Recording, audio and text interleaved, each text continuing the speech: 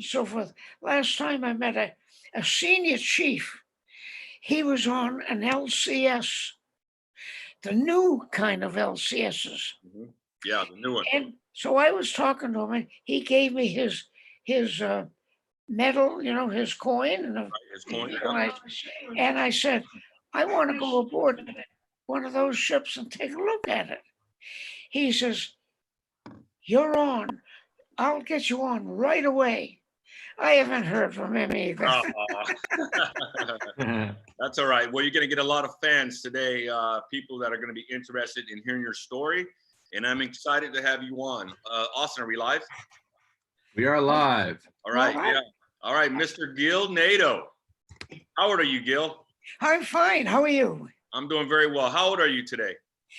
I am 94 now. 94. You just had a birthday this past April. I just had a birthday. And with all of the veterans that I meet, I'm always the youngest one. They're all 98 and 100 and so forth. So I'm the kid.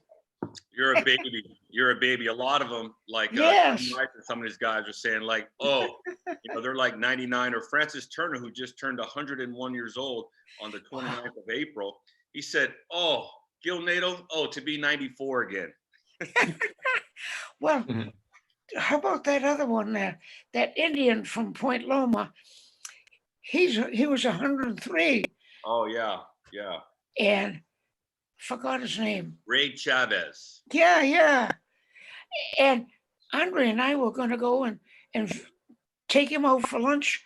And there's this virus coming in, so we can't go anywhere. Right. But he must be 104 now. He's oh man. It's all relative. It's all relative, And he's active and he's doing great. Yeah. So, well, awesome. Well, we have Mr. Malone down here as well. You see Mr. Malone and Austin Bishop. Yeah. Zoom call. You want to say hello to them? Okay. So. Hi, Gil. Hi. How are you? I'm doing good. How are you? Great. Just wonderful.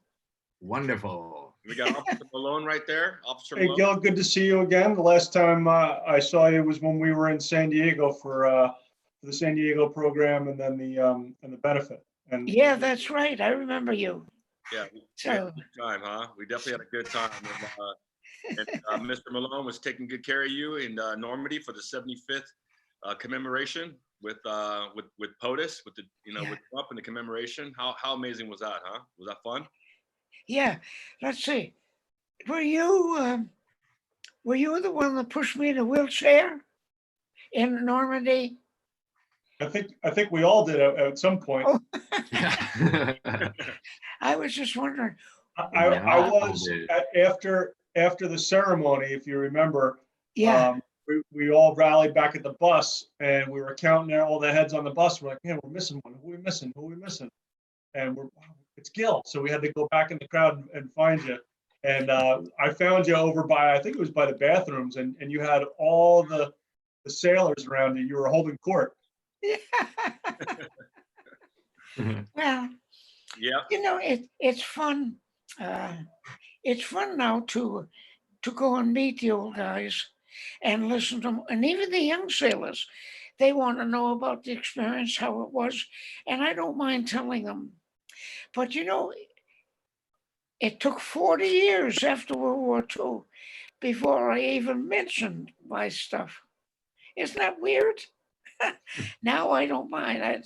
I like to go out. Why was that? Talk to them. Why did it take 40 years for you to talk about your service and what you did during the great, during World War II? Well, when we came back, we didn't expound about what we did or anything. We just took off our uniforms and went on about our business. And we did. We went back to work. We did everything we had to do. And we never talked about the service. That's the way it was. You find about probably 9 out of 10 ex-servicemen or ex-World War II guys did the same thing. Donnie takes guys to Normandy for their first time going back And some of them say they never wanted to go back, but they went back and they opened up. And now they're telling everybody about this service. So that's the way it was with me. Even when I got married, I never, hardly ever said anything to my children about my service. It wasn't until 86 when I went on a reunion of my type of ships, and I met a bunch of guys. I only met one that was from my ship, but all of my ships, they were exactly alike. So if you were on them, you had camaraderie with everybody else. So on that reunion, instead of being a drunk of the year, so to speak, it was more like a religious retreat, because the guys that went, they began opening up, and that's when I started opening up, and we're talking about what our ships did and so forth. And since then, it's been gradually opening up all the time. So now I like to do it. I really enjoy it. Yeah. It's You know, when we went up to a couple of months ago up to San Pedro, we to married. that Fort MacArthur, like I say, everybody was wearing clothes of the 20s, just like a photographer. What's his name? Patrick McHugh. Patrick. Pat. You know, he and his wife dress all the time in the old clothes. They love it, and they look great. Well, that's the way it was at Fort MacArthur. Everybody was wearing the uniforms and everything else. And the majority, there's only 3 or 4 up there that were in uniform, and the rest had never been in the service. Yeah. Like the people in France when they drive in their tanks and jeeps. But anyway, and then they would flock around. The couple of us had been in service, listening to our stories. Yeah. The funniest thing is, if I was to tell lies, they'd never know what the hell I was telling.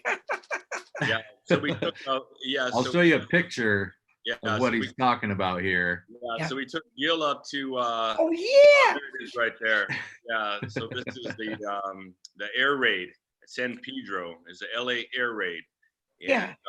Every year it's a big ceremony where we all get together, and there's big bands, and Gil was out there dancing. They have a big air raid simulation, like reenactment. It's just amazing. It's just incredible. There's so many I know it. very correct cars, and everyone's dressed up. I mean, if you look in the background there, you'll see even the women are dressed in 40s dresses. I know it. Yeah, and this was on the famous Queen Mary Yeah. in Long Beach. That was on the stern. You look there, you see 2 guys with the black hats. Mhm. They're wearing their father's uniforms. Wow. And then the one right in the center, right by me, he was showing me, I think he was in during Vietnam, or no, he was after Vietnam, but on his cuff, he had, when you undo the cuffs, instead of showing the 3 stripes, we used to roll them up. And in Asia, we used to get those dragons all embroidered on the back of the inside of the cuff. And he was showing me his, and I was telling him about mine and so forth. And there's Donnie in his uniform. He only made corporal. Yeah. I gotta say, Donnie looks good in that uniform. I would have thought that if he was going to get something, he would have at least got top sergeant. Yeah. But anyway, we had a wonderful time there. Hey, Yeah. Gil, Gil, Yep. what was the most memorable part of going back to the Pacific? Now, I didn't meet you until we were in Normandy, but I know you went with the foundation to the Pacific The last most year. memorable part of that was especially going to Iwo. Now, my ship was supposed to be in the original Iwo landing, but in Inuitok, we got in a collision with a big PA, so he put a big hole in our bow, and so they had to put us on a floating dry dock to repair us. In the meantime, our unit went. They replaced our ship. But what was memorable to me about it was things I never knew until just now. For instance, I didn't realize that Iwo was not like the other islands. It's Japanese island of peace. It will never be commercialized.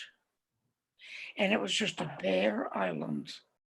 Yeah. And that was remarkable to me, because if anything, you better believe these big commercial builders and so forth with hotels would love to get a hold of part of that beach to put hotels on it. Yeah. But of course, nobody can go. Only one day a year. And that was memorable to me. Well, Very on the memorable. subject of you returning to the Pacific, I figured let's show that video real quick so people can get to know what that was like for you. Oh yeah. So let's Well, watch the. What's the other thing, you know, Go ahead, Gil. that video, when I got down on the beach, I didn't realize, but they were interviewing me. You Yeah. remember that? And so I told them my story. I says, I wasn't in on the invasion, but to me it was so remarkable. You get up on top of Mount Suribachi and look down, and all you could think is, oh my God. They were just open for everything, like Normandy, like D-Day.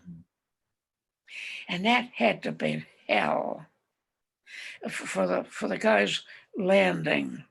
Yeah. And that was so memorable. Going to Saipan and Guam and so forth was nice, but it's commercialized now. So Yeah. much has changed. I never did get to Tinian, and it was nice going on there too. So that was a good experience. All right. Well, let's watch it. Let's watch your experience. So- Let's Get back show to them show all. the video. Yep. Yeah. That. Now we're looking down. See here's Surabaya. Look at that mountain. Now you're looking right down the back, down the coast, Can't hear them. and it was bare. To do what we're doing here with the Best Defense Foundation, giving you gentlemen an opportunity to go back to the battlefields with your brother.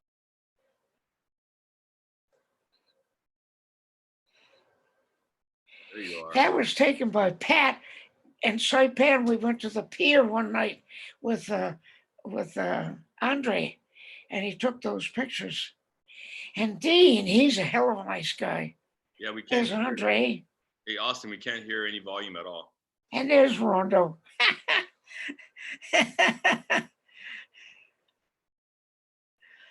There's the Admiral, Rear Admiral, and she was in charge of the Navy in Guam. I had fun with her on a plane. Look at how that beach was so open. Oh my God. You have to think, kind of picture what went on then. It had to have been horrible.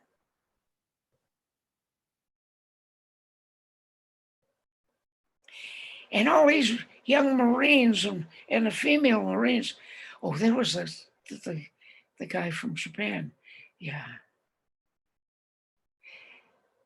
It was great meeting him. It was so wonderful.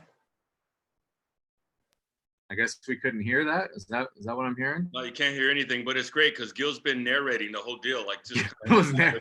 I heard him narrating. that was really cool. Yeah, we weren't able to hear any Okay. but Okay, And, let's Let's You start know- it over. I don't know why we couldn't hear anything there. We'll start her over right about now. Here we go. And here we go.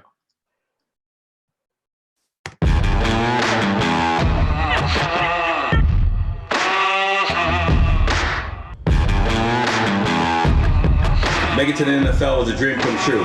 Played 14 years in the NFL, which is great because now it gives me this platform to do what we're doing here with the Best Defense Foundation, giving you gentlemen an opportunity to go back to the battlefields with your brothers. You guys are all going back with the boys that were there.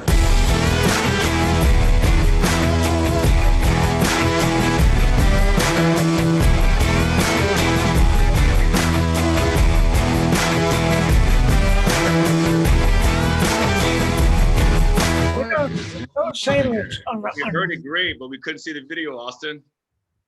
what do you say? Saw your screen. We couldn't see the actual video. We just saw your screen. I don't hear it. Oh, really?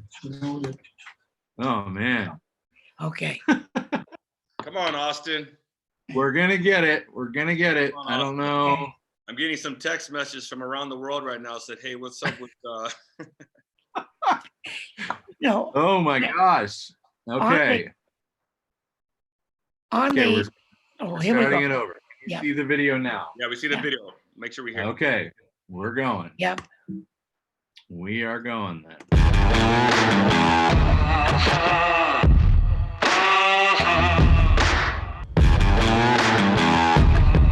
Make it to the NFL was a dream come true.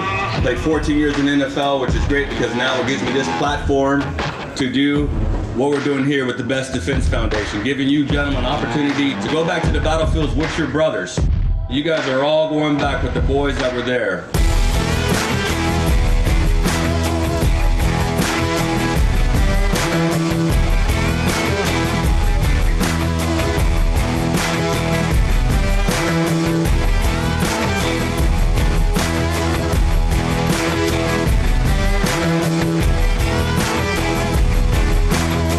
Admiral, you gonna take a picture with me?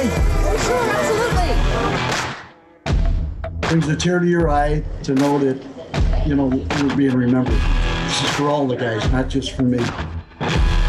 What beach did you come in on? Right here, left side of them boulders. I had the old LCVP. I had it in full throttle. We hit an obstruction. That's when I went over the wheel, tore up my sternum, busted my teeth, knocked my nose off. Come on up the mountain, set yourself free. Come on up the mountain, boy, listen to me. Come on up the mountain, set yourself free. Come on up the mountain, boy, listen to me. You're here. You guys deserve it. I'm telling you. Thank you. Come on up the mountain, set yourself free. Set yourself free.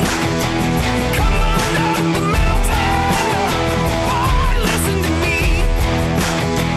Come on up the mountain, come on up the mountain. Oh, set yourself free. Oh, set yourself free. Oh, set yourself free. So what does this mean for you to come back? Well, it means a lot, you know. I don't want to ever forget this place. A lot of my friends don't like to talk about it, or they want to forget about it, you know. I think about my buddies, and when I think about my buddies, I'm thinking about the war up here. When the Japanese bombed Pearl Harbor, everybody in the United States were outraged. And as a result, everybody just became united. All the men and boys wanted to go right in, kick butt, get out, and go on with their lives.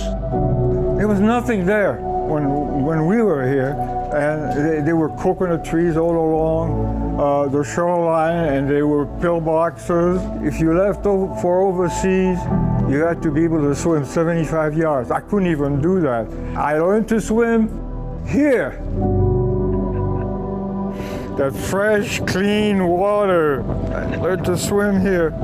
I'm here to pay respect to our brothers who never made it back. You know, they never had the chance to live the life that we lived. In all honor, we'd like to salute them.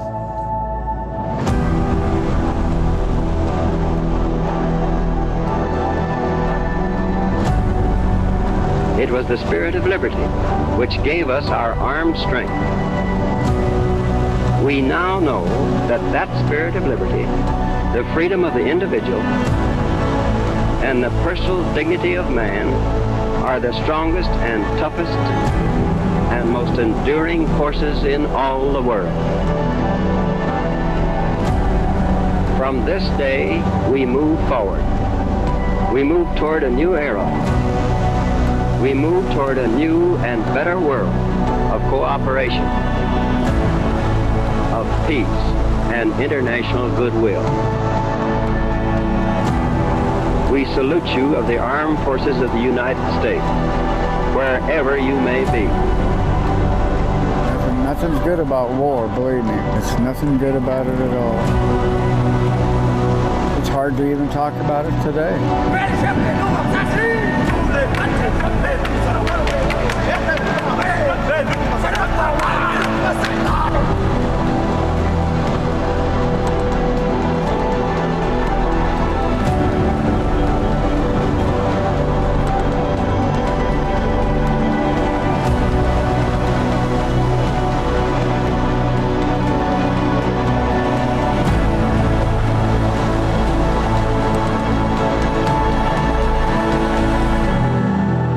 What a job you have done. We're all waiting for the day when you will be home with us again. Good luck and God bless you. All right, Gil, so that was your return to the Pacific. Talk to us a little bit about what that was like for you, that whole trip after watching that video. Boy, that was super. You know, I at least once every 3 weeks on my computer at home, I turn that on and I watch it. I keep seeing things that I had forgotten about, like the general on Iwo, 4-star general. You know, before that, he was over where we were sitting. We got to meet him. He was as nice as could be, a nice guy, so forth. And meeting all those Marines at the hangar where we got off the plane and everything, well, they were great, really great. Gil, what was it like to see some of the Japanese in attendance for the ceremony? The what? What was it like to see some of the Japanese government and military officials at the ceremony? Well, you mean, what was it like for me to see them? Yes, and to partake in the ceremony. At the ceremony, that was fine. But you know, to this day, I have a little resentment of the Japanese because they have not apologized. They have not apologized. And they started it. So, but I did meet that the top Japanese from whatever he was, congressman or senator, whatever it was. He was very nice, very nice. But it was nice to see them. When you see them in a uniform now and not in combat uniform, it's different. Yeah. Yeah. So, Well, Gil, we got a bunch of people who want to talk to you and meet you and ask you questions. So we're going to start bringing some people in here. okay. Right. So we're going to bring in Nancy. Let's see if she's there. Okay. Nancy, are you there? I'm kind of hard of hearing, so if I don't understand their questions, I Yeah, might have to ask I'll her make sure. to do it again. I'll make sure to get you, make sure that you can hear it. Let's see. Well, I don't know if they're there. So we'll go to the next one. Well, there's a picture of her. Well, I see her picture. Yep. All right, we'll bring Alex in here. Alex, is your audio connected? And there's Alex. Hey, Alex, how you doing? Good. How are you guys doing? Doing well. Doing Where you great. from? Mr. Nadeau, thanks for making the time to speak with us today. It's great to be able to speak with World War II veterans while we still can. When were you born? What's your birth date? My birthday was April 4, 1926. Okay. I was born in Massachusetts. Did you enlist or were you drafted? I enlisted. And when was that? I enlisted when I was 15, but they wouldn't take me. I was too young. And I kept going to the enlistment bureau in Boston because they would do physicals there at the same time. But they never took me because I was too short.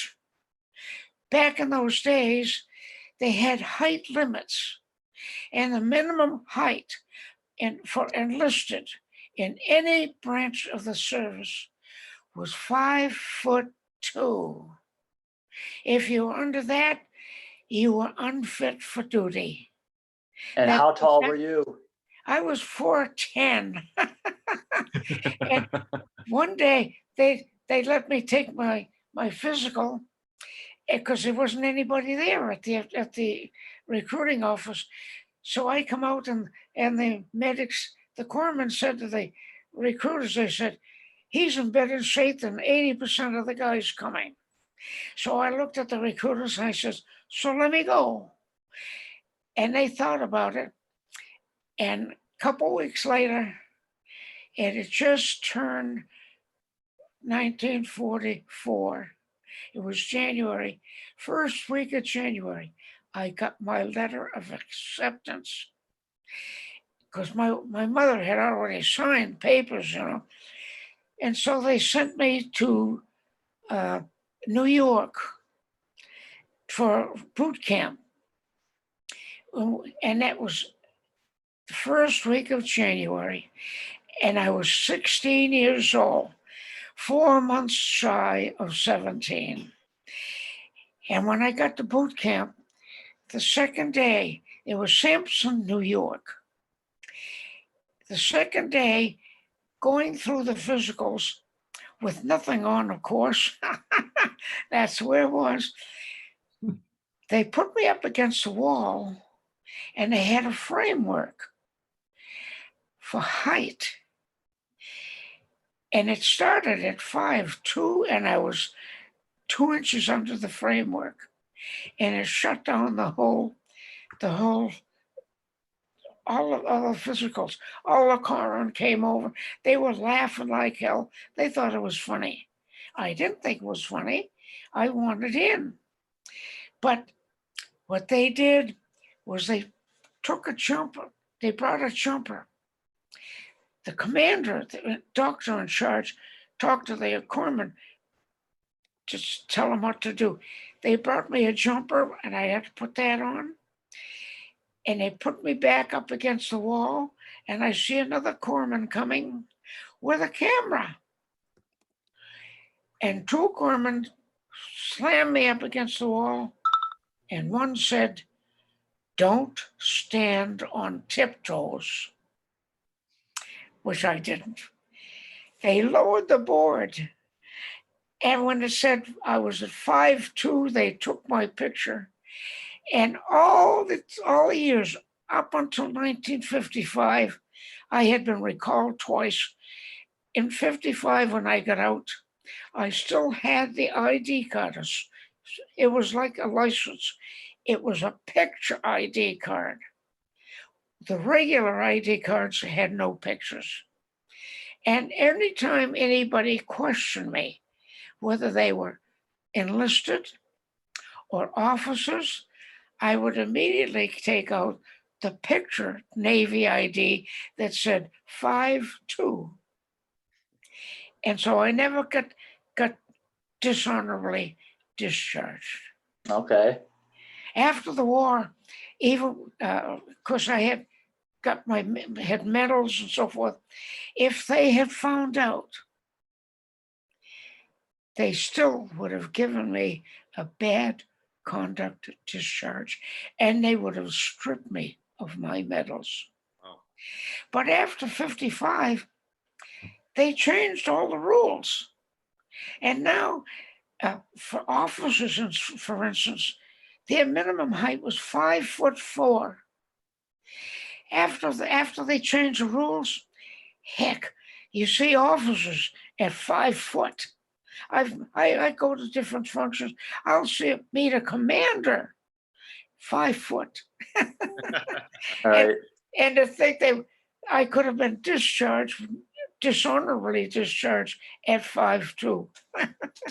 Well, we thank Now, you. We're so happy that you served and you defended America, and they allowed you in. And to this day, Gil, you know, you're not 4'11". On your ID card, you're still 5'2". I was ID card. I was 5'2". Well, you're 5'2" in our book. How about that? So now, I know you were in the Pacific. it was good for me because from my hometown, I knew of a couple of guys that went in, and they were 5'1" when the Army called them in. And then 2 weeks later, I see them walk on the streets in civvies. Because if you're in the service during the war and went home for a leave, you had to wear your uniform. That was mandatory. And I would see them walking the street in civvies. And I talked to them. They say, "No, I'm too short." I haven't spoken to them since. Now, you were in the Pacific, is that right? Yes. Most of the stuff in the Atlantic waters was over with, and now they needed bodies for the Pacific. So after boot camp, they asked me what I would like to do in the Navy, and when I told them, they asked me if I would like to be a signalman, which I declined. And after 3 or 4 days in outgoing unit, they sent me to signal school. And you say, how come you didn't want that? In those days, it isn't what you wanted, it's what they needed. Mm-hmm. They needed signalmen, visual signalmen, and that's what I got. And after the signal school, they asked me what kind of ship I would like to be on. And of course, I was still a kid mentally, and all you could think of was dreams of glory, be a war hero or something. You wanted to be on a battleship or a cruise or something. So when I told them, they said, "How would you like to be in the amphibious?" And I said, "Absolutely not." Of course, that's what I got, because that's what they needed. And after some training in Little Creek, Virginia, they put us on a whole ton of us on these old Pullman trains in Washington, D.C., and we went across country to Portland, Oregon, where they were making my type of ships called LCS, standing for Landing Craft Support. And they were very small ships. They were 159 feet long, 19 feet wide. They were flat bottom. They had twin screws. We had 2 quad diesel engines. We had all guns. Most of the crew were gunner's mates. I was the only rated signalman aboard ship. We had 3 signalmen, 2 strikers, and rated. It's like the quartermasters. They had one rated quartermaster, 2 strikers. It was a very, very small ship. What was your responsibility as a signalman? What were you responsible for? Well, during World War II, unlike today, all of the ships, when they would leave the coast, they were on radio silence. The reason was because if they got on the radio, the enemy could pick up your radio signal and they'd track us to right where you were. And of course, we couldn't have that. Couldn't have the enemy knowing where we were. It was like when you were aboard ships before the war, we used to have black hats that had your ship name on it. When the war broke out, they took the name of the ship off because wherever the ship went, they didn't want the enemy to know where the ship was. So when we went to sea, the majority of communications between ships, whether they were in convoy or just approaching or whatever, was visually. As I said, no radio silence. Now, a radioman, they could pick up messages, but they could not transmit. Radio silence. Today, they don't have to worry about that. They did away with signalmen. And the reason why is now we have satellites. The satellites can pick up any ship wherever they want. It can be in port, it can be in Timbuktu, it can be a satellite. If they set it to what they want, they can find out where you are. So visual silence now is not that mandatory. So my duties, of course, was doing visual signaling between ships. My last question, I know there's a lot of people who probably want to get on this as well. Were you part of the Battle of Okinawa? Were you at Okinawa? Yes, I was. Okay. And when we went, we were after the initial invasion, but what they were using our ships for, they would put us on what they call picket stations, 30, 40 miles off the coast, sometimes 60 miles off the coast, sometimes more. And the reason they would put us with a destroyer and a couple of us from the air, we looked like a destroyer because of the way that the guns was, that they looked down on us, we looked like a destroyer. And a destroyer from the air looked like a cruiser because of the size, you see, and the cannon. Well, they put us off the coast of Okinawa in different locations because basically Okinawa was Japan's last stand, other than Japan itself. So most of their ace pilots were dead. We knocked them out. And they took 15, 16-year-old kids, taught them how to land and take off in airplanes. They were to be called the kamikaze fighter pilots. That's called suicide planes. And what they would do, now these kids weren't trained enough to be able to look down at a ship and be able to identify. As a result, they were going out. The big fleet never came in that close, only on the coast for the invasion. And after that, they were 120 miles or more outside of the island itself. These suicide planes would come out anywhere from five of them, or 25 in a group, carrying nothing but bombs, not to drop on you, but to smash into you. Suicide planes. they were young kids. It was easy to do that, to, instead of being able to go out and try to be like fighter pilots and run around evading other planes. All I had to do was go up, sight a big, what they consider a very important ship, and fly down straight at it and bomb it. And so our duty was, of course, when they would come by our picket stations, now we could break radio silence at that time and call a fleet way outside to be on the alert.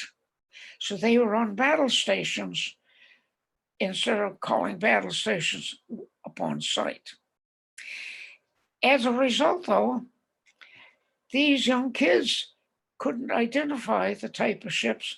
So when they saw our ships, 2 or 3 destroyers, 2 or 3 LCSs in a group, they thought they were destroyers and cruisers.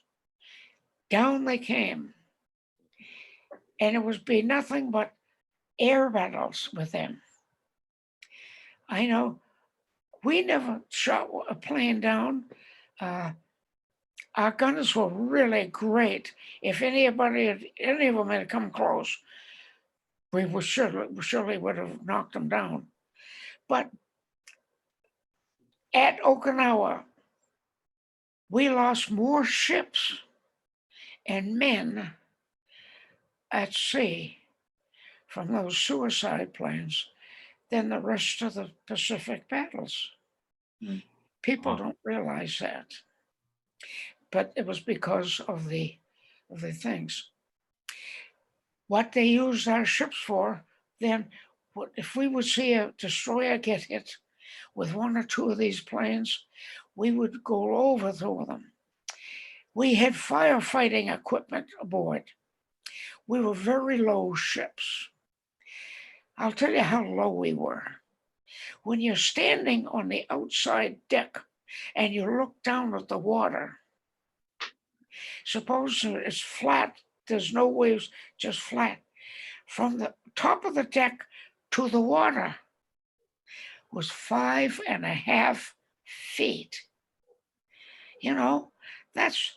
You're practically tiptoeing on the water. Well, we were low and we could go over to these destroyers, go alongside, break out our hoses and firefighting equipment and help fight their fires. And if we knew it wasn't going to do any good, we immediately unloaded on our little ship all of the wounded and dead. And there'd be 2 or 3 of us, and we would unload all of the personnel.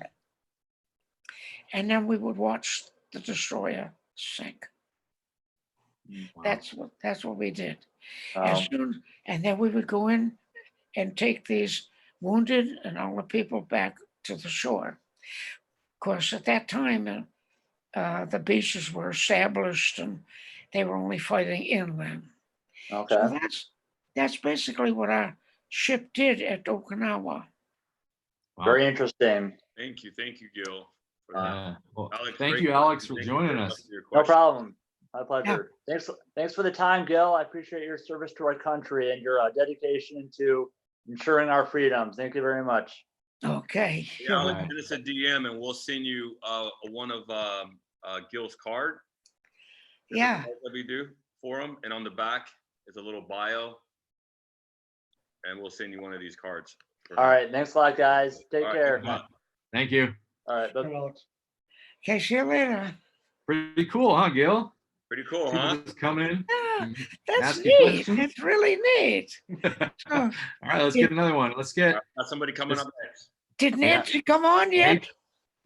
What's that? She's next up, Nancy? Nancy? Oh, No, okay. Nancy's not in there anymore. I don't know. Nathan? Well, okay. You got Nathan here. He's a young kid who's really into you veterans and appreciates you guys a lot. He wants to come in and ask you a question. All right. Okay. if he's there. So in the comments over here, we're getting lots of people who are just thanking you for your service, Gil, and people from Belgium, people from France, people Hello. from the Pacific, all over the place. Hey, Nate. Hi, Nathan. I hear a voice. Hi, sorry, I forgot your name. What is it again? Gil? My name Mr. is Gil Nadeau. Hello, Mr. Gil. How you doing? Good. How I old- really, I How really old are like. you, Nathan? I'm 13 and I'm from Michigan. Wow. What part of Michigan? I live over by Detroit in the Macomb area. Oh, after the war, I had gone to a little town called Ferndale, Michigan, outside of Detroit, and I Mhm. worked for a year out there. It's a nice state. So how are you doing? I'm doing good. How are you? Good. So you have some nice questions to ask. My question is for you. What was it like before and after the war? Like before the war started and then when you got home from the war, like were there any differences? Well, let's see.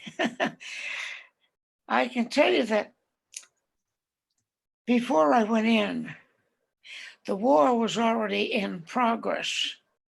I didn't get into the service. I went in when I was 16 in 1944. So you see, that was a couple of years after Pearl Harbor. So a lot had gone on.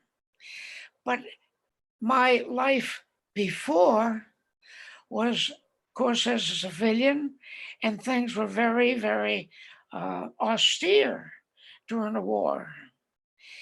After the war, when I came back, all of the World War II veterans, their purpose, they wanted to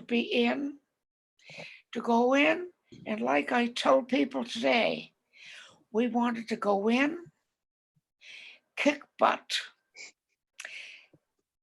win the war, come home if we were lucky, and get on with our lives. And that's exactly what we did. We didn't have all kinds of things to be going to, like veterans, like veterans events and things. Everybody came out.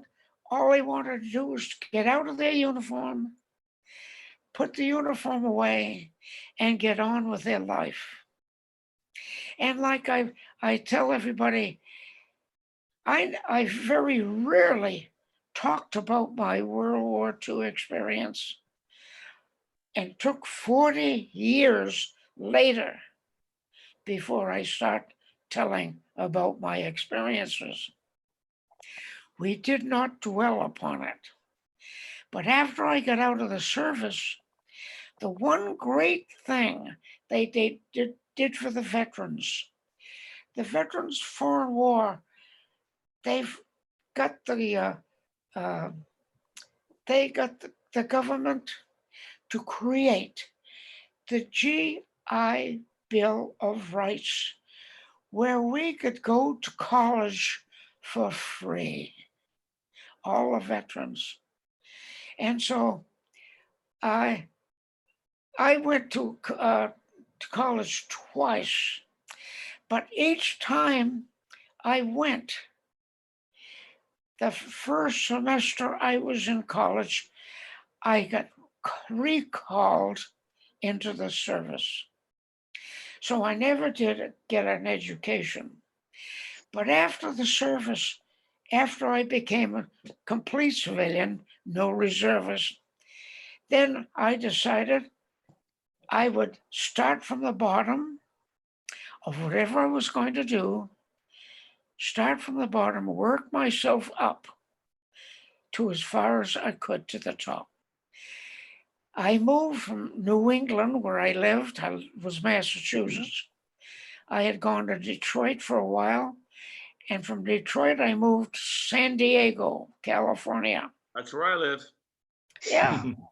And then I decided I would get into the aviation industry. I worked for a company that did not build airplanes.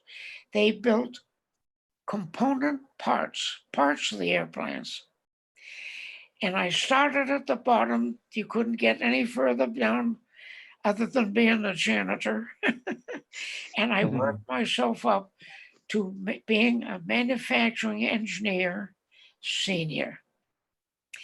And that's what I retired as. Very Now, cool. what's your other question? Good stuff. Good stuff. No, for my other question, when you got re-enlisted, did you get re-enlisted into the Navy again, or did you like join the Army? Yes, I did. When I got out, when I originally enlisted, you had two choices: to join the regular Navy, which was for 4 years, or join the reserves, which meant you were in the Navy for the duration of the war and 6 months. In other words, if the war went on for 8 years, I was going to be in for 8 years. That would be the same as joining for a 4-year term. But I had joined the reserves, and I was still in it when I got out the first time in 46. So I was already in it. I had not retired. You were. That's his question. No, you were only. Oh, so yes, and yes, I was only in the Navy. If I had tried to go in the Army or anything else, I would never have made it because I was too short. Ah. I won't go into that story. But anyway, Yeah. the Navy took me. I was too short for all the other branches. But the Navy took me, and so that's where I was. Not only that, but my father was in the Coast Guard from 1911 till 1922. So that's basically the Navy, and we lived on the coast, and so he taught me everything I knew about boats. So of course, Navy would be my first choice. Very nice. Okay. Cool. Well, Nate, thanks for joining us. I see you're wearing your BDF hat and your BDF shirt that we sent you. Representing. Actually, I put the pin on the side of the hat too. Oh, nice. And then I put this other pin my uncle gave me. Hi, great. That's real great for you. Let me see that shirt. Yeah, show the shirt. He's got the shirt. Wow, that's great. Right.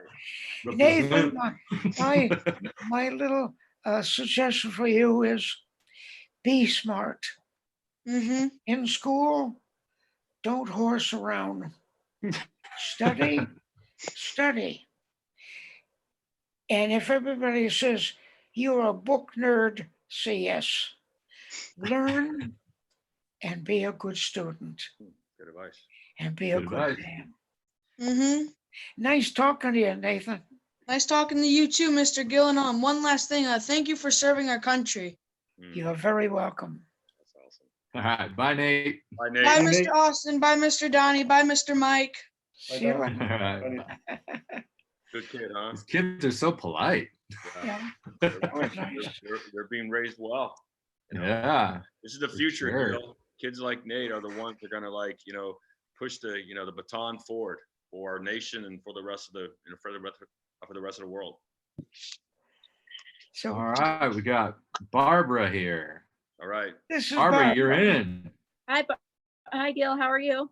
Fine, thank you. You got a very, very common name, Smith. Hello? Everybody says, hear us? "What's-" if they don't want to tell anybody the name, my name is Pete Smith. So anyway, how are you doing today? There she is. Can you hear us, Barbara? Are you doing okay? Yeah, I can hear you. Okay, Good, good. All right. go on, Gil. First off, Gil, I want to thank you for your service from one veteran to another. All right. You're very, very welcome. Oh, where did you serve? I was in the Army. Very cool. How many years? Did 4. I was with the 101st Airborne Division, 159 Aviation, and I did 1 tour in Iraq. All right. Thank you for Oh, your service. thank you for your service as well. Wow. One generation to the next, huh, Gil? Yeah. You were in the, what was she in? 101st Airborne. 101. Oh, wow. Yeah, wow. So she can fly. You had a question. Yes, I wanted to know, I know most people, soldiers, sailors, Marines, they don't really like to talk about their time during the Second World War. I know I had 5 relatives who served and most of them never would talk about their experience, but could you tell me, like, what were your feelings, or concerns you might have had when you went into combat? I mean, even though you were at sea? Well, first of all, to explain something, when we went in the service, the war was on. It was total war, not a skirmish like Afghanistan or this place or that place. It was World War. Everybody wanted to go in and get the war over with and come home and get on with their lives. And that's what they did. Many of the Army and Navy, and especially Marines, they had encountered things during the war that after they got out, they didn't want to mentally revisit, if you know what I mean. As a result, it took years before many of the World War II vets, when they got out of the service after the war, would even talk about the World War II service. And besides, the war was over. Many of us had nothing to talk about or to tell anybody really, because the war was over. Now we're getting on with our lives. It took me 40 years before I opened up and started telling about my experiences as a sailor in the Navy. And I served in the Pacific, not the Atlantic. So everything I did was in the Pacific. So, you know, when you see a lot of, talk about a lot of these, I meet a lot of these old veterans now who are just opening up. And they're like 98 years old, and they're just starting to open up, tell what they did. And when they tell their experiences, they were horrible. They really mentally, to have keep them in their mind, it had to be horrible. So that's why they never did open up and talk about things. So, Hey, Gil, what was it like for you to go to Normandy? We took you there for the 75th, and there was a number of veterans that were in our group of 16 who have never gone back. And well, yes. what was it like for the camaraderie and the brotherhood that you guys were able to talk on the same level because you guys understand the same language of that war? When we went to Normandy, there were 25 of us, 23, 22 were Normandy veterans that survived, and even a lot of them went through the Battle of the Bulge. I was not at Normandy. However, just the fact that we had been in battle, not on the Pacific, I mean in the Atlantic, but in the Pacific, although there's a camaraderie that you didn't have to be where they were.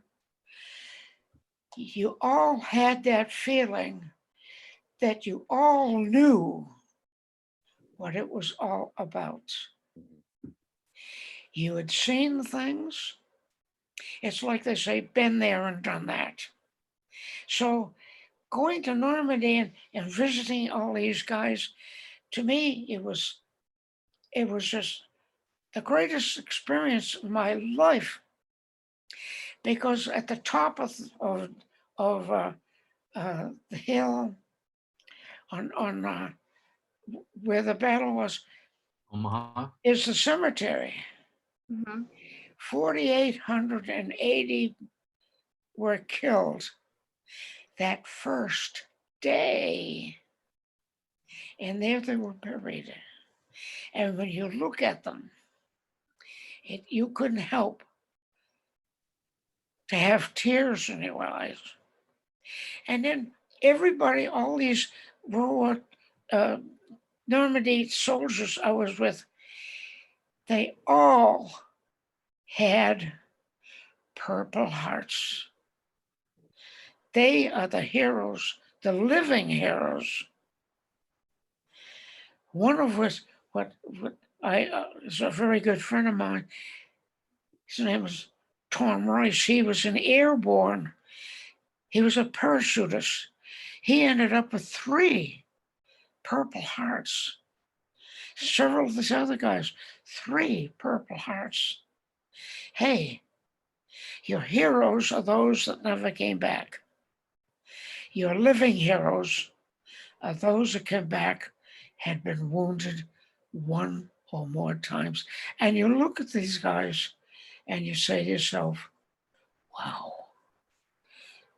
they are our living heroes. And so that trip to Normandy for me was the most wonderful experience in my life.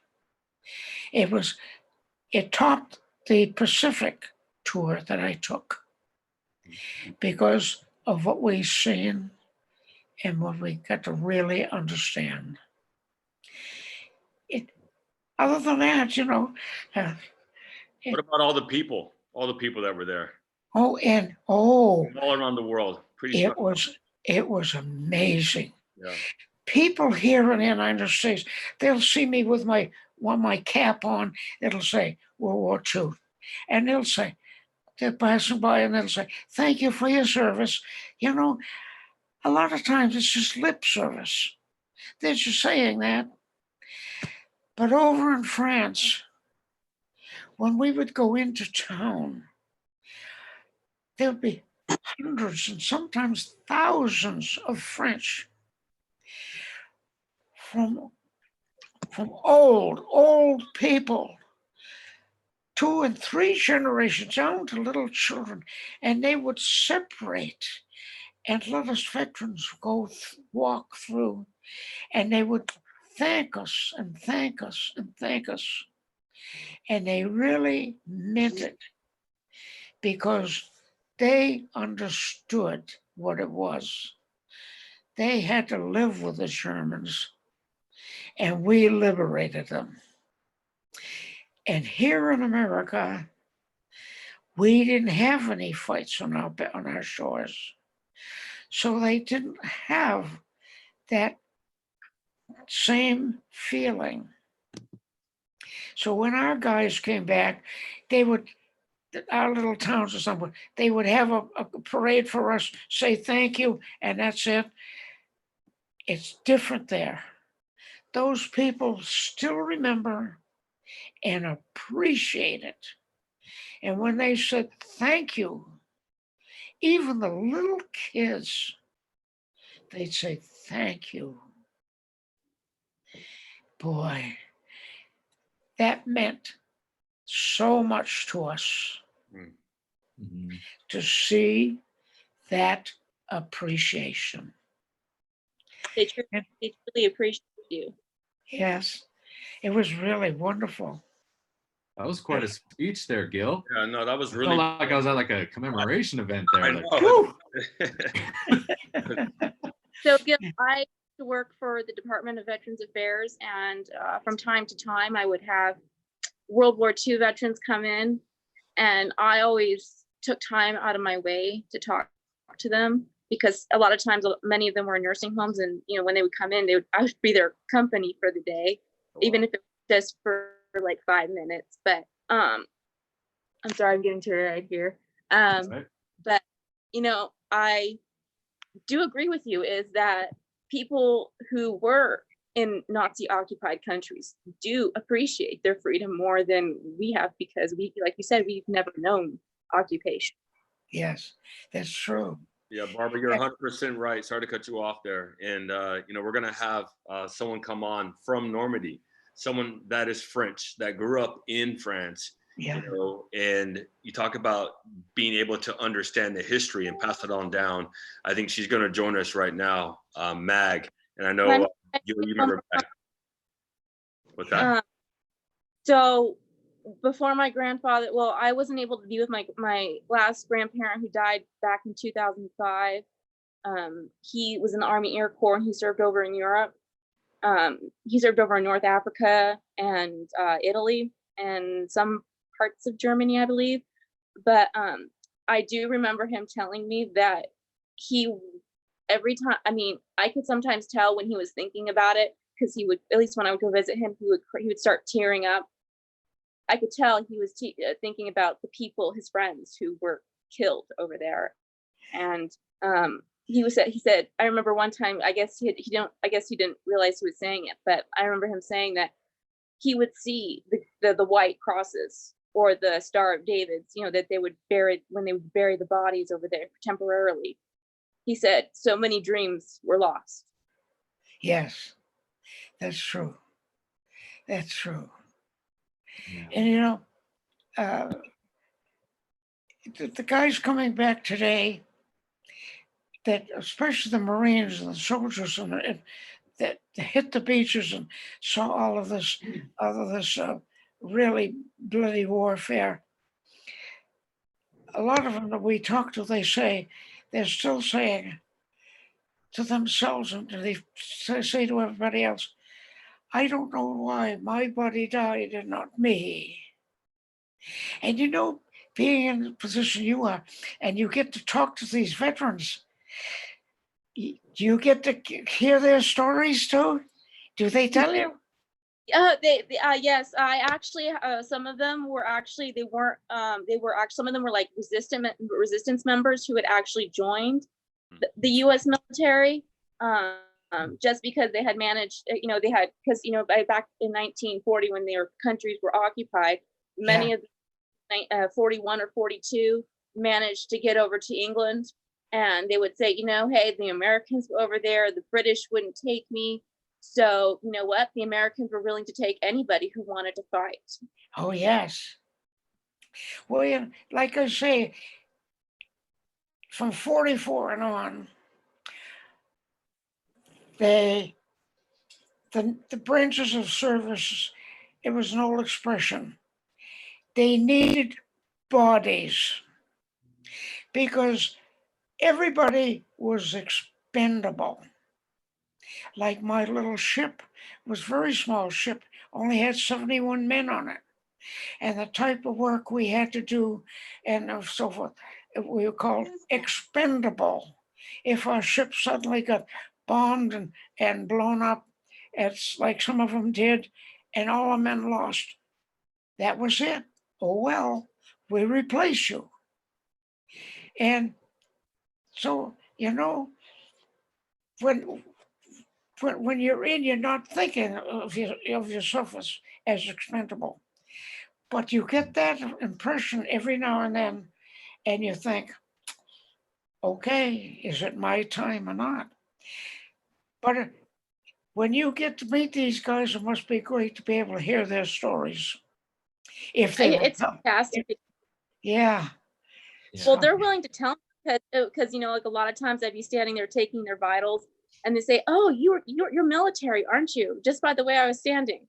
Yeah. And you know, and then they just start talking, and you know, I wouldn't mind listening to them because for one, you know, I had 5 relatives who served, one who was killed in action. And you know, this is a way, since they would never talk about it, this was a way for me to, you know, not only honor them and sorry, but to get to, you know, hear what they went through, what they experienced, what they felt. Yeah, well, you know, You were in the service, and I want to thank you. Thank you. For being on that wall after us. Absolutely. Wow, powerful. Absolutely. So anyway. Barbara, thank you so much for joining us. Barbara, you can stay on. This is Mag here. Mag Okay. is in France. She's French. Wow. And she's a Hello. friend of ours. Hello. And she's been on many programs with us. And Gil, do you remember Mag? Yeah. Okay. Gil, you remember Mag? Good to see you. Remember what? What was it? Mag is she was one of our volunteers in Normandy with us. Okay. Oh yeah. Yeah, remember Hello. talking about the French people, what it means? Well, you have a French person right there, Yeah. Mag, from Normandy. So right Mag, there. tell us about, I mean, you're French. You've lived in France your whole life, right? Yeah. Yes, I did. Basically. was What does it born- mean for you to be French, and what does it mean, like learning your history and about being liberated and meeting these guys? Like, what is that like for you? Yeah, why is it important? Well, right No, now, for Mag, Gil. Mag, we're asking Mag. unfortunately, I started too late in telling my stories, but what it means now is I'm telling these younger generation my stories. And when I go to schools and things, they have no comprehension. They don't understand what we went through, even though you explain it to them. Mhm. It's a different world. It's a different generation. Yeah. And if they had started, all of us World War II had started, would say, 40 years ago, telling everybody, maybe it would be more in the textbooks at schools and being taught to them. But unfortunately, they're not getting it in schools. And so as a result, when we go and talk to them, it means a lot for us to go and tell what we are doing and what we have done. But afterwards, when we leave the schools and so forth, we think to ourselves, well, they probably understood 10% of what the hell I was saying. That's So unfortunate. Mag, but at Mag, least- what's it like for you? Yeah. So Well, hello. I'm so But pleased to see it you means all. a lot for me to tell them. You hear me? Yeah, we hear you. We hear you. Oh, can you hear her? Can you hear her, Gil? Yeah. You hear me, Gil? Yeah, How are you? I'm fine. Well, my parents were kids here. They were 9 and 10 in 1944, and my grandparents were here. They were living in farms, like most of the Normans. They were farmers living very close to, well, they were actually living between Sainte-Mère-Église and Utah Beach. So I grew up just hearing, the stories of being occupied by the German, the liberation, and all of that. And what was just a family history became also, as I grew up, became something like I could share with everybody. And I became a tour guide. I became more and more involved, and I was so pleased to be part of the best Defense Foundation last year and welcome all of you for the 75th. It was, even before starting the week, I knew it was going to be one of the best week of my life. It was. And I can tell you that we're missing you so much this year because of what's going on. But we're going to do our best to find a way to celebrate, all of our liberators this year. Wow. It's a very different year this year. Oh, yeah. So you are French. Right? She is French. Yes. But I do not sound French a bit, just a bit. But it when I went to Normandy, a background, my parents were Canadian French. So as a child, I spoke French fluently. Oh, wow. But then years go by, and when you don't use it, you lose it. And I tried so hard to try to remember things and talk to the French people. I wasn't doing too well. But you know, I would have loved to have been able to be there and talk to the people and for them to tell me their stories about the German occupation, how bad that must have been. Boy, I don't know, because I like to hear stories too. Well, it was such a pleasure to welcome you last year. Okay, just a minute. Got to take a sip of water here. Save your voice. Not a bad idea. Thank you. Thank you. Great. So there. And Donnie took a drink too. Yeah. So you talk about, the different generations and the school kids and why it's important. And Gil, you said that in America, it's a little bit different. You've gone to schools here and you've gone to schools in France. What was it like for you to go to the schools in France and see all those kids that knew exactly all the history and everything that's happened? Johnny, sorry, it's I had a bad connection for a few seconds. The question was for me. Yes. What it was to go to school. Oh. Yeah. Well, even if, in school, history in France, history is a big topic in school. But when you live in Normandy, of course, everybody's connected because your family is connected. If it's not your parents, it's your grandparents.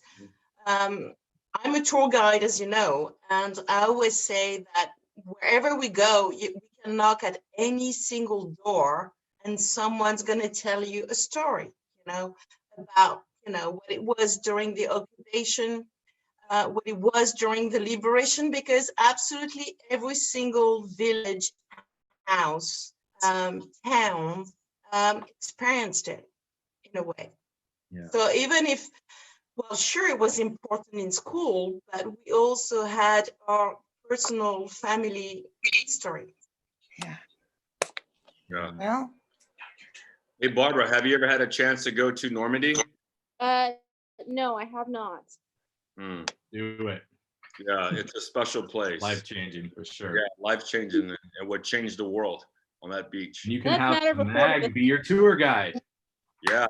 It's a matter of urgency for me. Oh man. What you say? You broke up. What you say? It's going to be a very strange year because we're not going to have much. Well, we're going to have celebration, but they're going to be very, very intimate compared to the fantastic 75th anniversary we had all together. Remember, it was awesome. Yeah, it was really special. This year we're not going to have tourists, so it's really difficult. It's really wow. But last year was absolutely awesome. Yeah, it was incredible. Well, cool. Mag, thanks for joining us. Barbara, thanks for joining us. We're gonna get some other people in here. Thank you very much. So good to meet you guys. Oh, All right. Thank you. Thank you. Thanks Great for coming on, talking to you Mag. All right, we got a couple more people waiting here. Gil, what do you think about this? It's pretty cool, huh? I mean, although we're Wow. we're self-isolated. Hey, wait a minute.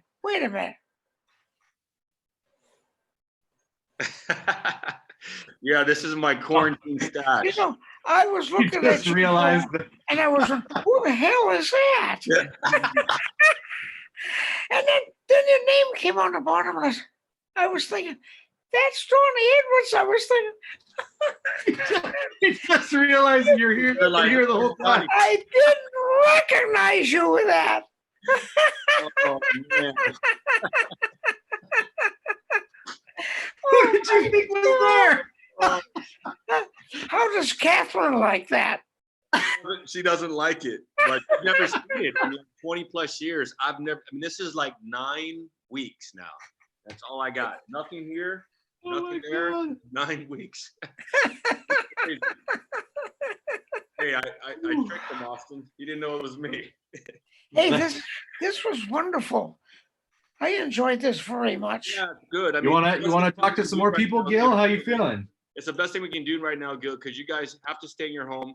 We're staying home to protect your generation, to make sure that you guys don't get this virus. But it's a great way for you guys, although we can't take you to, to schools and to different events and commemorations, we can still connect with you with, the community. And this is fantastic. And we'll do it again for sure. I think we have a couple more people online, right? You still doing good, Gil? Are you still okay? doing good? You want to do some more? You want to end or you good? You got some more on the line now? Yeah, unless you Yeah. get tired. Okay. You still doing good? You want to talk some more? We'll do one more. One more question. We'll do one more. Okay. All right, we'll do one more. Let's see what we got here. Let's see, this is Daniel. I can't remember if we talked to this kid or not. Let's find out. Name sounds familiar. Yeah, it's Daniel Hey, from Daniel. Spain. Hi, Daniel. Can you hear me? Yeah, Connecting to audio right now. There we go. He's connected. Hi guys. Hey, Hi, Daniel. Hi, How how are you you? doing? So, how old are you, Daniel? I'm 15. Wow. And tell And him he's where in you're from. Spain. And Yeah. and so Tell him where you're from. so where do you live? In the Canary Islands. Where? In the Canary Islands. Oh, okay. Canary Islands. Okay.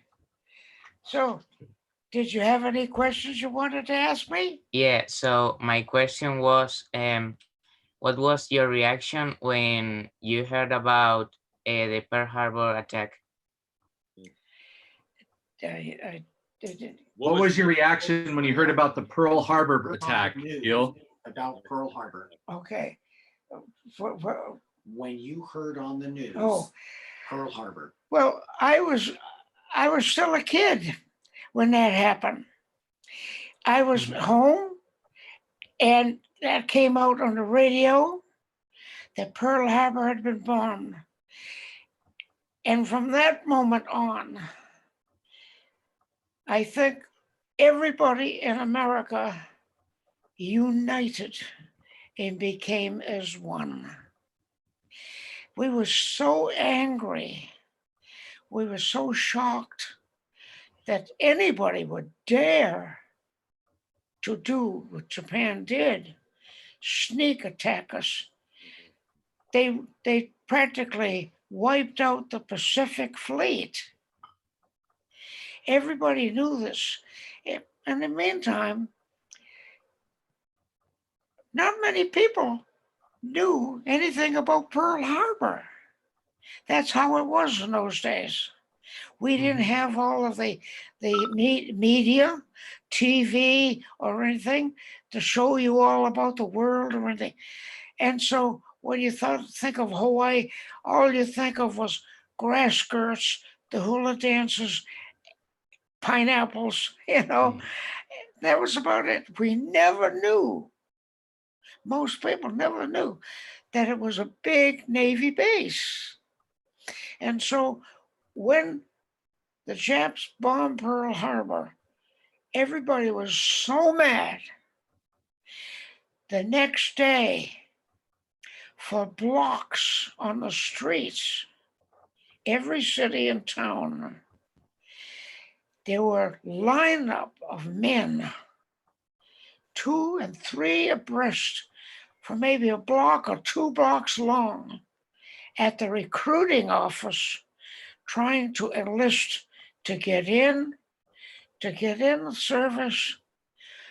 All we wanted to do was get in, go out there, kick butt, win the war, come back if we were able, and get on with our lives. That's the way it was way back then.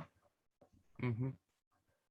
So, and my second question was, what type of ship were you during the war? Well, during the war, they had built a lot of different type of ships they had before the war. Before the war, they had just the large ships, the fighting ships.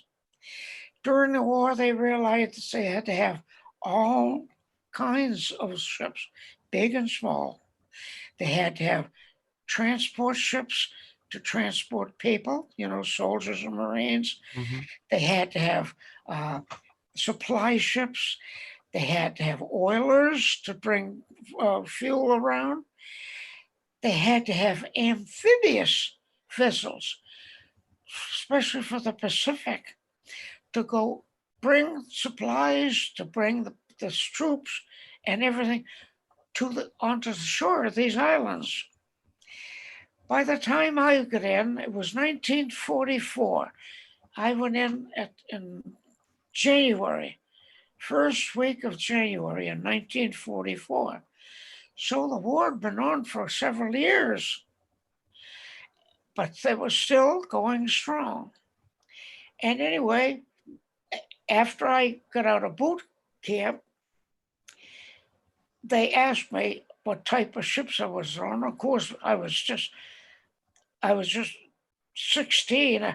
I was 4 months shy of 17. I was still a kid mentally, very naive. And of course, I'm now in the Navy, so I had dreams of glory. I want to be on a big ship to do all of the big bombing and so forth. But that wasn't happening. They put me in amphibious Navy. My ship was 159 feet long. That's small. It was 19 feet wide. It carried it was just a gunship. It was flat bottom. When you stood on the deck, the main deck, looking down at the water was 5.5 feet down. God, you're probably, how tall are you? How tall are you, Daniel? Like in meters or in foot? How In tall? feet. You're probably 5.5, right? Yeah, Yeah. say that.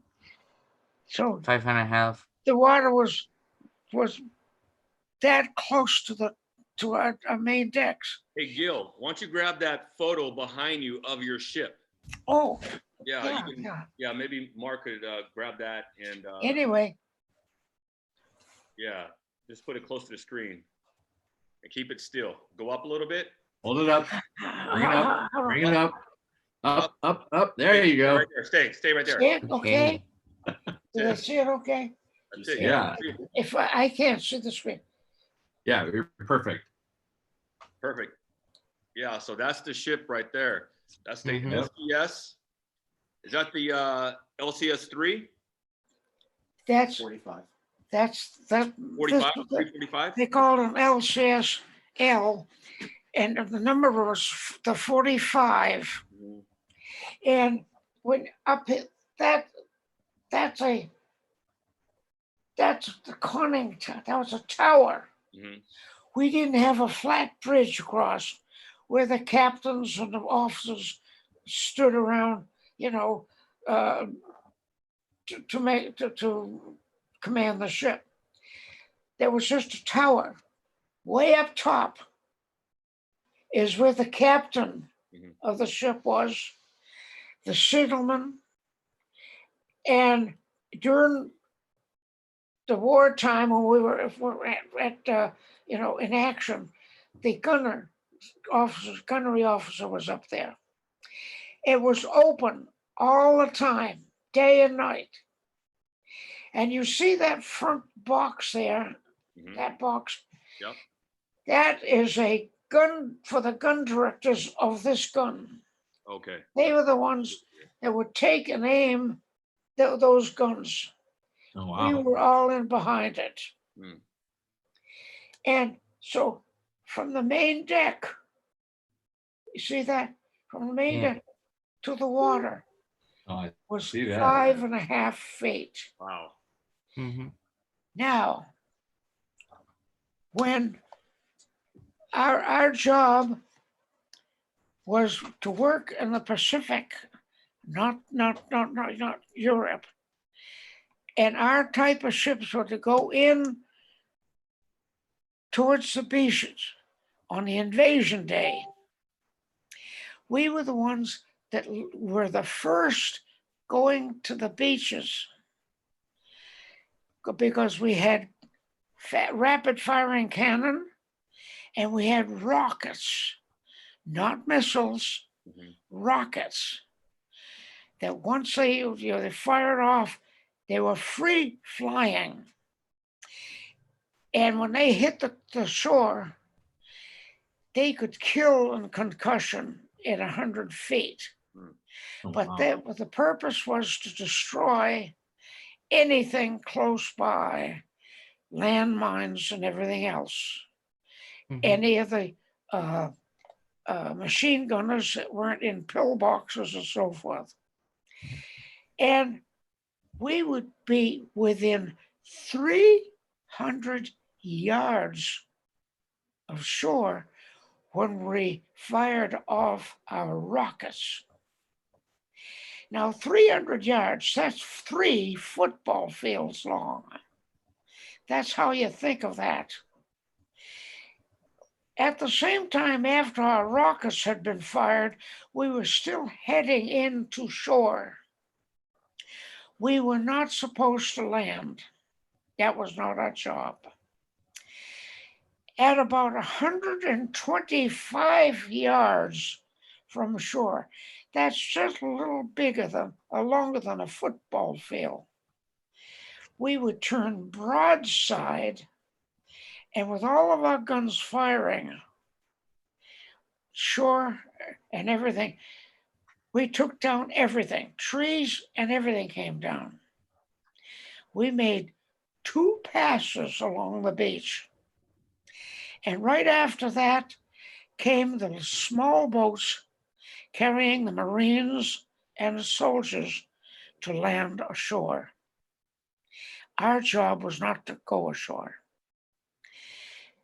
After the beach was taken, then they had different kinds of amphibious ships that were also flat bottom that would go right up and land on shore, go right up on the beach.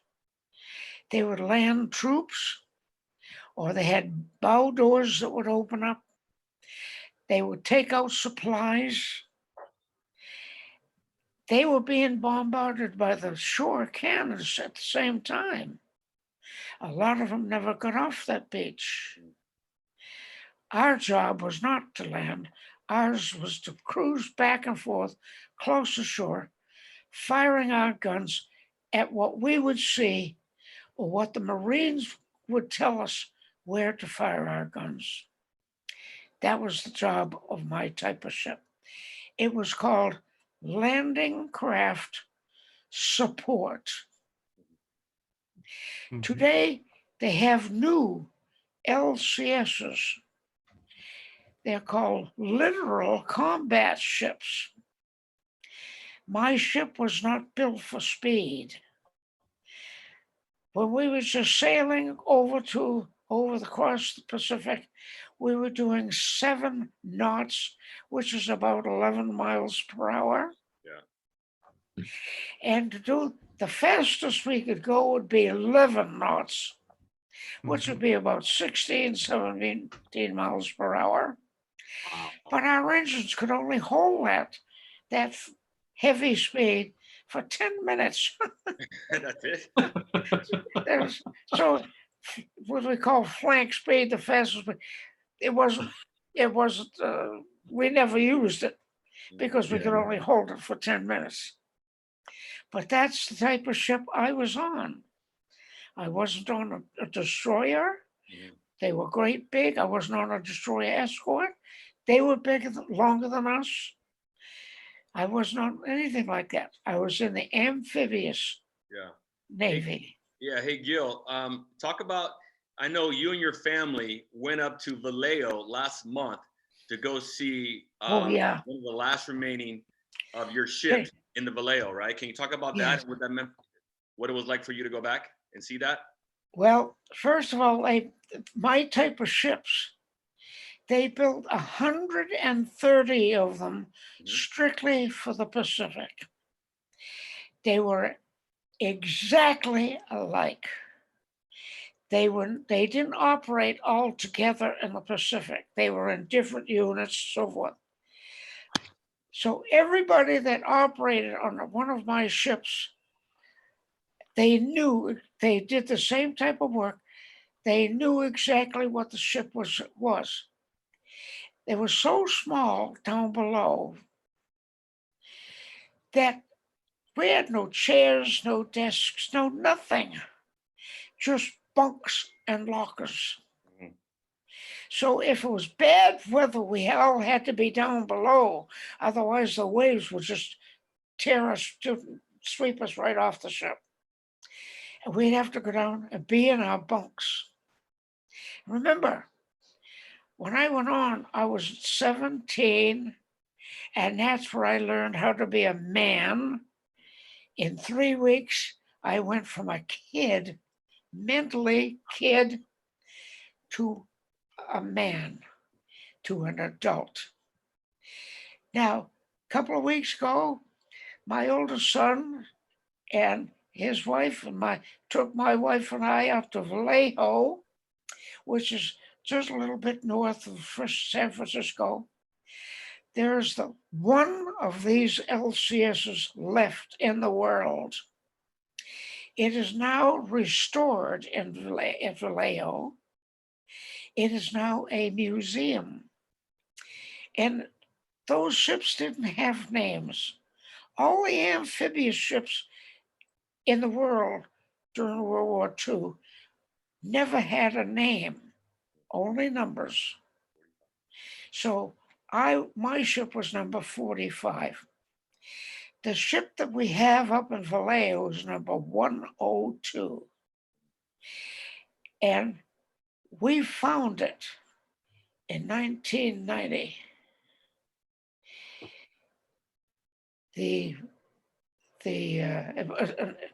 was over in Asia, in an Asian Navy, and we got it back and we restored it. So when they took us up there, and I went aboard, and I went down below, where we lived, with the bunks were in it, I was actually shocked. Because in all these years, I would tell people how sparse a life we lived. There was no room for anything to move around. And I went down into that and looked, and I got claustrophobia. That means I felt hemmed in. It was so small down below. And I still think of it right now. I keep thinking, oh my God, how do we live for 2 years on that little ship with no room to move in? You did it. That's how small it is. It's so small that when you went into a port, any island we went into, we would get the worst places to anchor. They never put us in with the big ships in a port.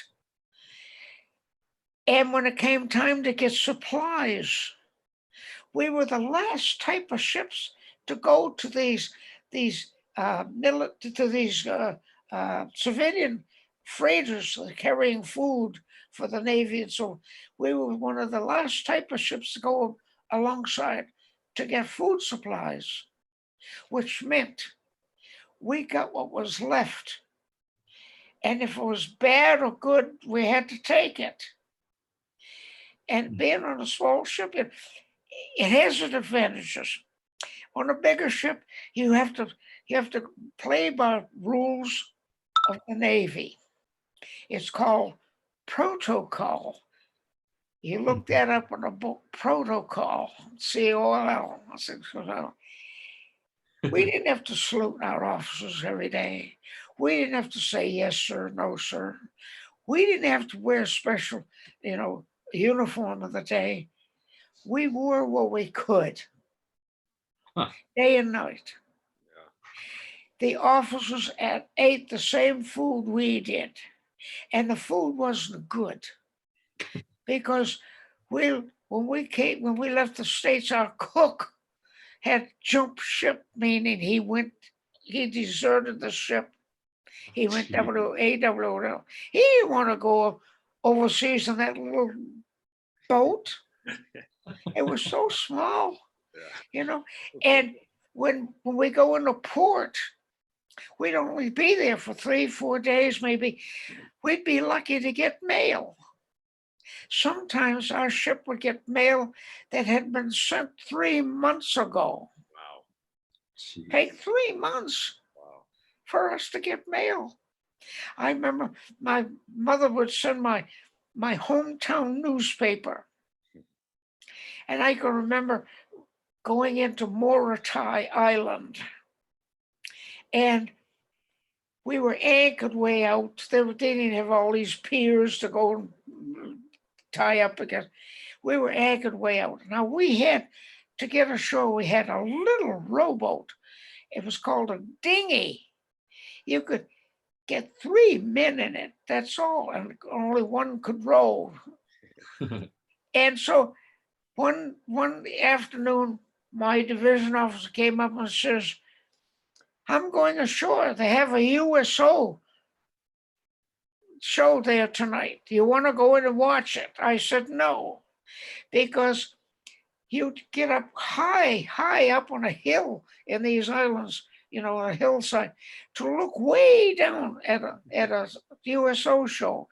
And those people would be 1 inch high, and we didn't have binoculars or anything, And so I said, no, what's the sense? Well, 2 months later, I received my newspapers, and on the front page was a small picture showing a gal on a stage in Moritai with the USO.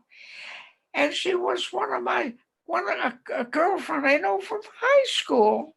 Wow. And then she was singer-dancer. And so when my officer came up, my division officer came up, I really cussed him out, but good. And I told him, and he says, oh, yeah, I knew there was something I was supposed to tell you. But that's how things were. Yeah. On a little ship, not like big ships. Those are great stories. Thank you so much for sharing. Daniel, thank you so much for your question. You should be receiving your shirt in the mail shortly. We finally got your address all cleared up. So you should be receiving it as soon as the mail delivers here pretty soon. Thank you. Thanks for your question. Thanks for thanks for being a part of it. Okay, thank you for your time. Yeah, good Bye. to see you again. Nice talking to you, Daniel. Well, what do you think, Gil? Wow. Cool, huh? This is really great, isn't it? Yeah, And you can talk to people, other countries and everything else. He's from Spain. Daniel's from Spain. Yeah. How crazy is that? He's up For late. a minute, I thought that one gal was our tour guide. She was. Yeah, was- Mag. That was her? Yeah, Mag and Paul. Paul was there as well. Didn't know that. Yo, this is me too. This is me. Hey, look, you're on with Donnie Edwards. He's here too. Bishop. Look, it's Donnie. I thought she looked familiar, but I didn't remember the name there. It was had her name. Oh, Took care of you for 10 days. she wrote to me. God. She took care of you for 10 days. She wrote to me. Yeah. Yeah. I I hope sent the she's still card watching. back. She would get a total kick out of this. Damn it. That's so funny. That's good Gil, stuff. we don't want to keep you up too late. Keep you on too long, actually. But pretty fun, huh?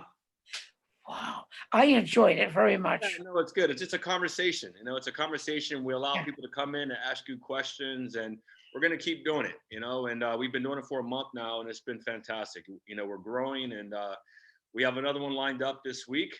a Pearl Harbor survivor. I think Yep. we're going to be Ira Schaub, Ike, as we call him, Ike Schaub, Pearl Harbor survivor, cool guy. He's going to be on Tuesday at noon. And So- we're going to be premiering our Pearl Harbor video this past December this week as well. Yeah. So look forward to that as well. Gil, Yeah. it's been wonderful. I know that you live here in San Diego, so that's going to be nice because Catherine's going to make up another batch of her cookies. So we'll be delivering to you and Flo. Thank you. And to Andre. You're probably out of jam already. You come and get some jam. All right, we'll do. You know, Gil makes homemade jam. Yeah. But it's been great. Thank you Well, so thanks much a million. for your time. Thank you for your time. Thank you to your son and your family for helping putting this together. And yeah, we'll keep doing it. And thank you. Thank you so much. Love you guys. Love you too. All right. Love you you too, all. bud. All right. See you later. Bye. Bye-bye. Thank you, everybody.